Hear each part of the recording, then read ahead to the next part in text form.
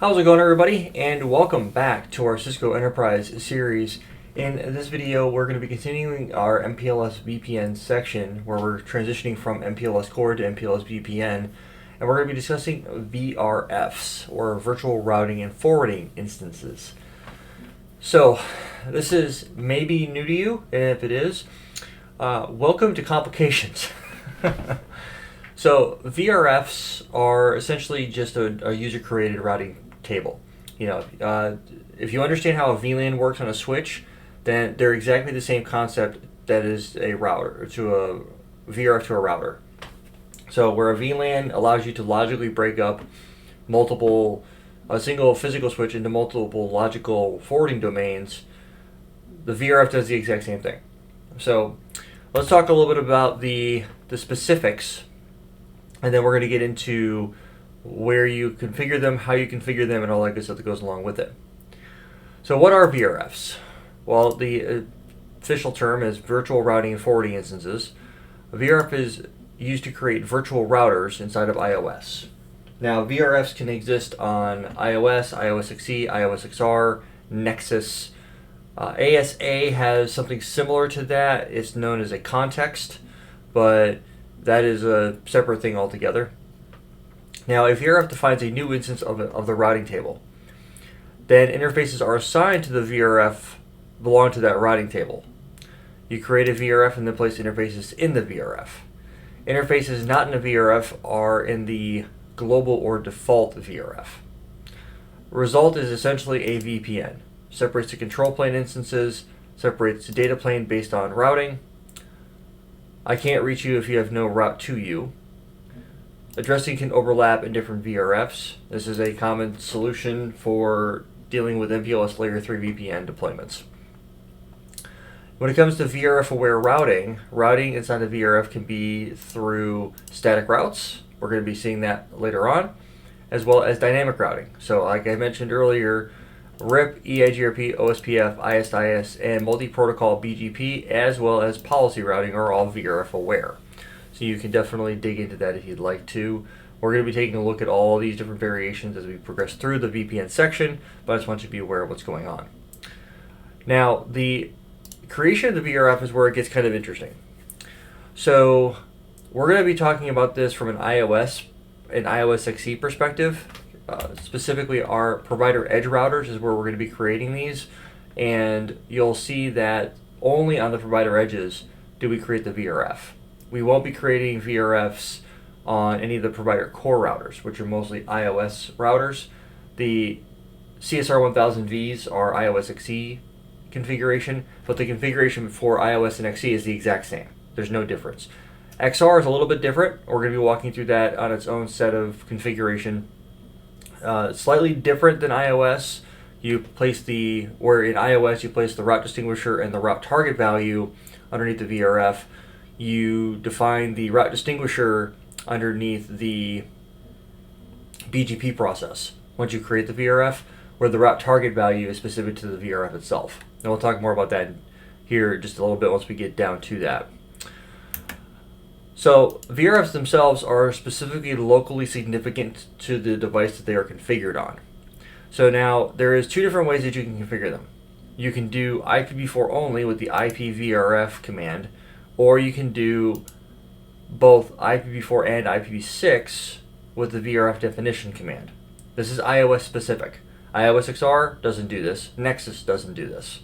XR and Nexus both do V4 and V6 out of the gate at the same time. You have to specify the route distinguisher. This is a function of VPN-v4 and VPN-v6 multi-protocol BGP, and it's a BGP attribute. And then you have the route distinguisher, can be the ASN and then some numerical value, 1, 2, 3, 4, 5, whatever you wanted to do. Or you can do an IP address and then some random number. Not used in VRF Lite, this is an attribute of BGP. So as you notice here, it says we're specific on the route distinguisher. Again, the route distinguisher is going to be a 64-bit value broken up into two 32-bit sections, where it is going to be prepended to any address that you learn from a customer to make that customer route unique inside of the MPLS environment. That is the purpose of the route distinguisher. The route target value is specific to the VRF itself. So remember, route distinguisher is specific to BGP, route target is specific to the VRF, and it is what allows the importation and exportation of routes into and out of the VRF. So keep that in the back of your mind. We're going to keep it very, very simple in our demonstration here, where we're going to use 1:1. Simple as that. Or I might use 10:10 because you're using AS10. But regardless of what number you use, it's for route distinguisher value, we're going to be using, we'll go with 10:10. And then for the route target value, we're going to do, the command is going to be route target both, for both import and export, is going to be 10:10 as well. Now, if you go back to some of the older service provider content that I created a while back, you'll notice that I used other route target options, and you had to go in there and have multiple route target import policy entries in order to receive routes from other routers, and that was done specifically to demonstrate you can control routes. So typically speaking, if you use the same route distinguisher and you use the same route target value everywhere, that's what they refer to as just an any-to-any type of VPN, which means you don't care what provider edge routers receive the routes. You want everybody to receive everybody's routes from that particular VPN or that particular VRF. There is a way to do a hub and spoke design where maybe you've got a main data center and maybe you have specific spokes where your provider edge routers that connect to your customer's data center, those particular PE routers have defined route target values, and you allow only importation of the data center routes, where you don't allow reception of routes from other locations that are attached to PE routers. So you have more of a hub and spoke design. So there are some capabilities and optimizations that you can work with when it comes to route targets. I don't want to get any deeper than I already have with that, because the fact that it's kind of out of scope for what we're talking about. When we get further along in the service provider series, that'll make more sense. But for the high level details, just remember that we're going to use 10:10 for the route distinguisher and 10:10 for both the import and the export rules for the VRF, for the route targets. Now, applying the VRFs is actually very, very simple. You apply the VRF to the interface. So you would type in IP VRF forwarding and then whatever the name is. Now, if you've already got this interface configured with an IP address, it's automatically going to remove the IP address. And the reason why is because you're moving the interface from one routing table to a different routing table. And when you move interfaces, whether it's a physical interface or a sub interface, gig 1.22 for example, you're going to end up having to remove that IP address, and then you'll have to reapply it. If you don't do anything with MPLS at all, it's referred to as VRF Lite, with VRFs without MPLS config. VRFs do not always mean MPLS, and MPLS does not always mean VRFs. So one of those little, going back to OSPF, where you can form an adjacency but not have it, and go through that process. VRF verification is specific to being VRF aware. So normal commands become VRF aware. So show IP route VRF X, ping VRF X, trace route VRF X, so on and so forth. There are a lot of features that become VRF aware. NAT and IPsec, we'll be taking a look at both of those down the road. So it will really depend on the supported capabilities on your device. Newer routers, now back in the day, 10 years ago, before you used to have like packaged support, you would download like Advanced Enterprise Services, for example, would have all the bells and whistles, where a lot of customers that I would work with would simply get the iOS version IP base. It would have a limited subset of config. So if we needed to unlock a feature, for example, like if we needed to turn IPsec on or what have you, you'd have to make sure you downloaded the cryptography version of that version of iOS, and then make sure that it had the features available to us. So you had to do like a feature lookup first to figure out which particular code train you needed to download, and then you had to go to Cisco's website, log in, download that code train, upload it to the router, and set that boot statement to be the new version of code. Go from IP base to maybe IP services or advanced IP services or whatever the flow was. and then you'd have to reload the router to go to the new version of code. A lot of that goes away with the newer versions of code where they're universal, which means you automatically have access to all the configuration options. A lot of times now it's throughput based. So the licensing you have on the router will determine what throughput your device can go to, and if your licensing comes down to everything nowadays. So that is one of those things that I want to make sure you understand, is that not all features are going to be supported for VRFs, but the majority of them are. So you're going to definitely want to use the parser. So question mark is definitely going to be your friend in this particular case. You might see me use the tab key a lot, and the question mark, it's not for me, it's for you. So I know the flow for the majority of the configurations that I'm going through. It's like pre-built in the brain, where you don't. So I'm showing you the show commands and the outputs and tabbing things out so you guys can see the full output. For me, I would be abbreviating a lot of configurations. So that's one of the reasons why I get questions on that. Why do you tab so much, or why do you use the question mark a lot? For you guys, just to show you what's available. You don't know what you don't know, right? So configuration-wise, IP VRF name, locally significant. You can use the upgrade CLI to migrate to definition mode if you'd like to do so. The route distinguisher, IP VRF definition name, locally significant. Need to specify address families. And then for routing, for example, for OSPF, you have router OSPF, the process ID, VRF, and then the name. Again, we're going to go through how to configure the VRF everywhere on all the PE routers so we can see what that looks like. I won't go too far down. We're not at MPLS layer 3 VPNs yet. Alright, so now that we've covered the VRF, let us go ahead and dive into our configuration. So I'm going to start on here on 64, and we're going to go to global config. So if I type in here VRF question mark, I have the command of doing definition, selection criteria. Selection is just going to be the source, and you get to, I honestly don't know what that's for. But you have the upgrade CLI command if you had IPv4 only, which is going to be IP VRF, and you wanted to give it the name, then you'd be able to do so.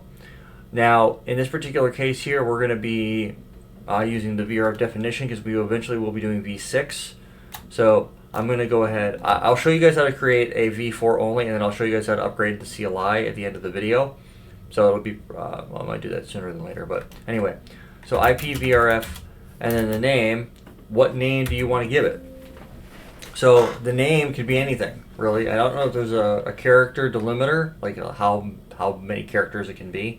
But what I do know is that you have to give it a name. So for simplicity purposes, I am simply going to give this A. A. So IPVRF A, question mark, nothing there. Now underneath here, there's a lot of options. We can do BGP, and then we can specify the next hop. If we wanted to, we can go in here and do route replicate. We can do VPN ID. So VPN ID would be specific to do things like if you're going to be doing the VPLS, the virtual private LAN services, stuff like that. So you can put in here VPN, it's protection, local prefixes. So if you wanted to do MPLS traffic engineering, that's an option as well. Inter-AS hybrid is if you're going to do inter-AS MPLS, option A and B. We'll talk about that more in detail when we get into the service provider stuff.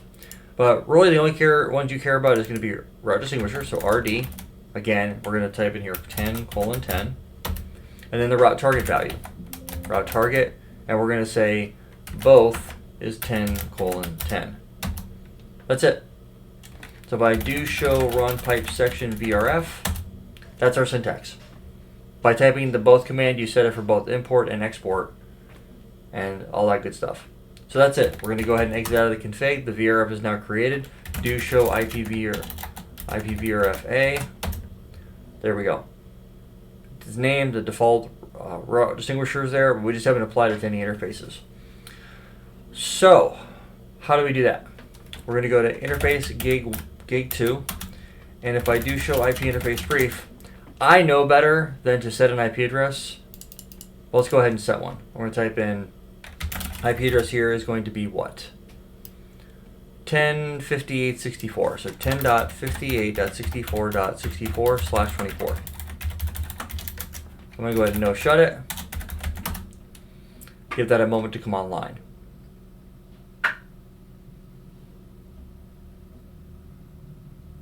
Once it comes online, I'm going to go ahead and type in VRF forwarding, and then it's going to be A. It's nice of it to show up there in the output, right?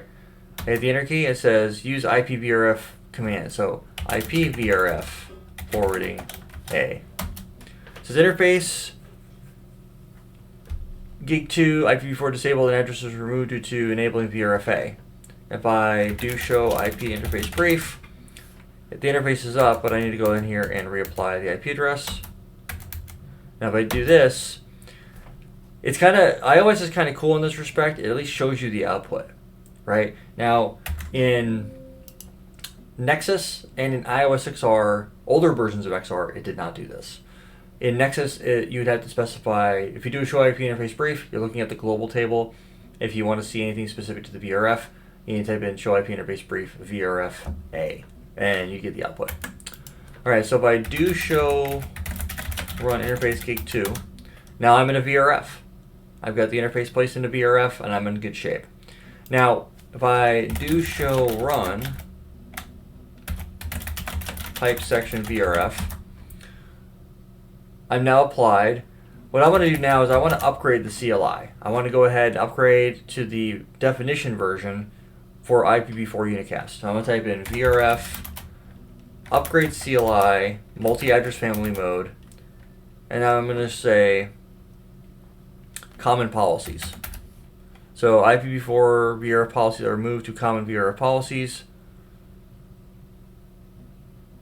Yeah, that's okay, common policies. Specify a particular VRF, so I'll type in VRF A. Now I can do a force, and it will prompt me for a confirmation. I hit the enter key.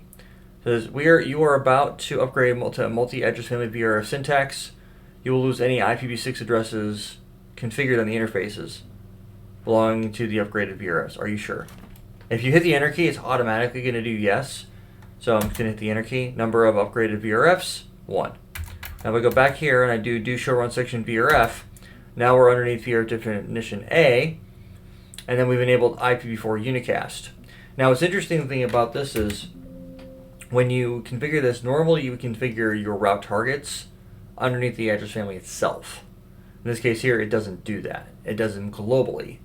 So it applies to both v4 and v6 when you enable it. So now that we've got that done, the syntax is going to be identical on the other devices.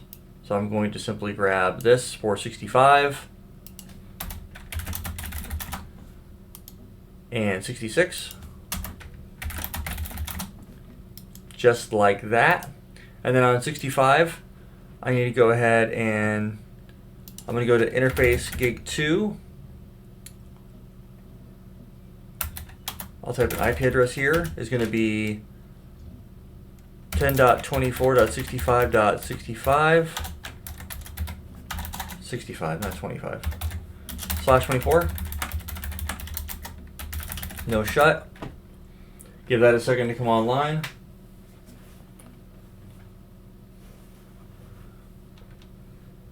Alright, so do show IP interface brief.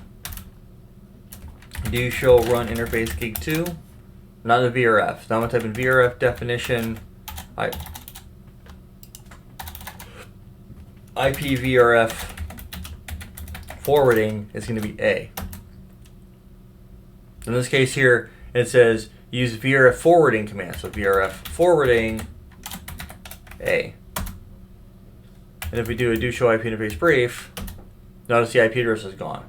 Because again, we moved the interface to a different VRF.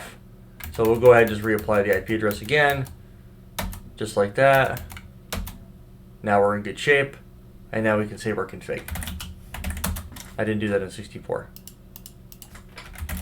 I really should do that so I don't have to rebuild stuff if I lose the lab.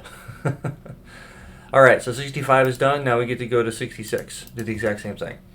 So I'm going to go underneath here, and I'm going to say under 66, gig 2, so interface gig 2, VRF forwarding A. IP address here is going to be 10.23.66.66/24, and no shut.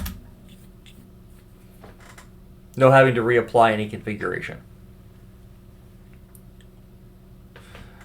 There was a question, what about the interfaces going down to 37 and 17?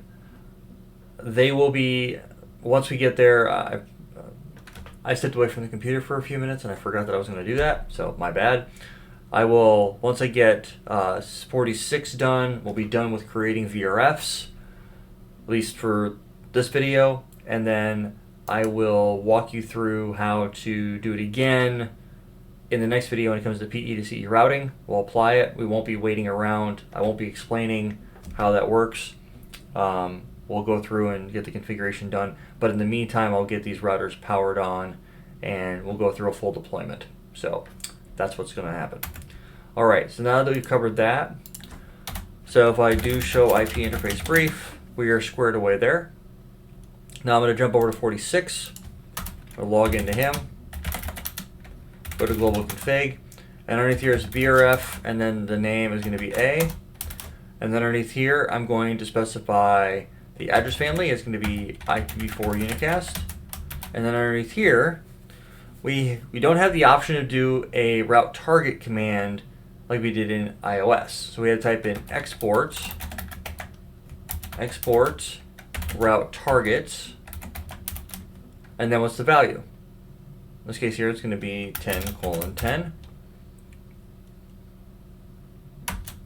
And then we're going to do the same thing for import. Just going to swap out that. There we go. And I had to exit out. Show config. That's the syntax. VRFA. I specify the route target here. When we go to do the PE to CE routing and I create the VRF under BGP, that's when I define the route distinguisher. Remember, the route distinguisher is specific to BGP. So I'm going to go ahead and exit out of that. I'm going to go ahead and go to, I'll just commit it since it's right there. We're going to go to interface gig 00001. And that's going to connect me back to router 49, or router 59. I'm going to come in here, VRF, and then the name is going to be A. And then I need to specify the address family is going to, or sorry, the IP address is going to be 10.46.59.46/24, no shut, and then commit. And if I do show IP interface brief, you'll notice that gig 1, it's cool, in the newer versions of XR, it tells me what the IP address is, and then it also tells me which VRF is under. I'm under VRF-A. Pretty cool stuff. So that, ladies and gentlemen, is it for XR configuration and then configuring the VRFs on iOS devices. Fairly straightforward stuff. So in the next video, we're going to be focusing on understanding MPLS Layer 3 VPN. So we'll do a review of that again, just so that everybody's on the same page. Because I don't assume that you're, all squared away right now. I want to make sure that we're good to go there. And then we're going to be focusing on PE to CE routing. So in the meantime, I'm going to get these devices online and get them configured. I'll figure out an IGP, probably EIGRP, and then we'll focus on getting the communication between the devices up and running. If you have any questions, comments, concerns, feedback, leave that in the comment section below. If you haven't already done so, please like, share, and subscribe, and I'll catch all of you fine people in the next video.